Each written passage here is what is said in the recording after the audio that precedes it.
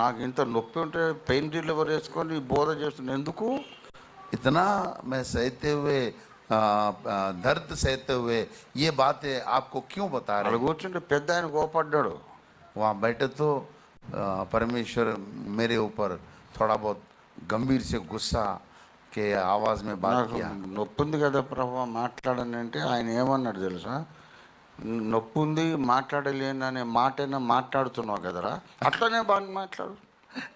मुझे दर्द है प्रभु जी, मैं बात नहीं कर सकता हूँ, बल्कि मुझसे जो बात बताए वैसे ही जाके वो बात भी बताओ बल्कि परमेश्वर। మనం ఇప్పుడు ఒక ఒప్పందం చేసుకుంటున్నాం, ఇప్పటి నుండి మన ప్రాణం, మన కంఠంలో ప్రాణమున్నంత వరకు, లేక సంఘమును తీసుకెళ్ళటానికి యేసయ్య వచ్చే వరకు దేవుని ప్రణాళికలో మనం కలిసి పటిష్టమైన అనుబంధము కలిగి మనం కలిసి దేవుని పరిచర్య చేద్దాము.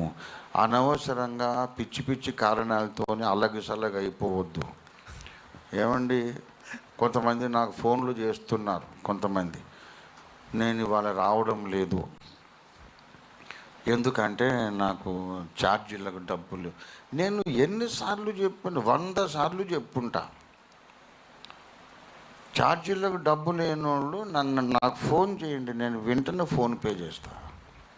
చెప్పానా చెప్పలేదా? మరి రాలేను, నాకు డబ్బు లేవని అంటే ఏమనుకోవాలి? నిర్లక్ష్యం కదా. నా భార్యకు బాగలేదు, ఈయన భార్య కూడా బాగలేదు.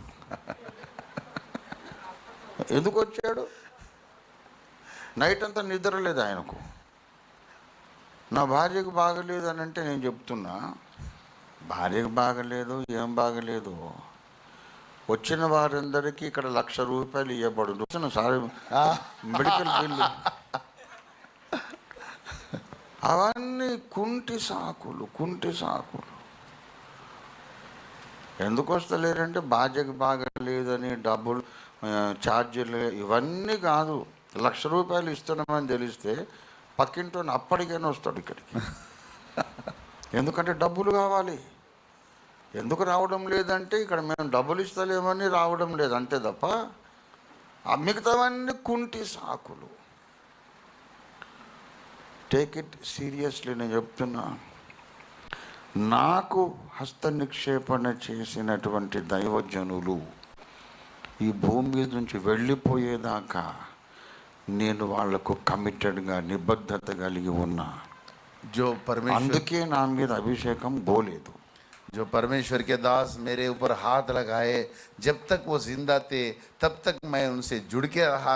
उनके पास हमेशा मैं नम्र रीति से मैं अपना अभिषेक को अभी तक मैं संभाल के रखा हूँ।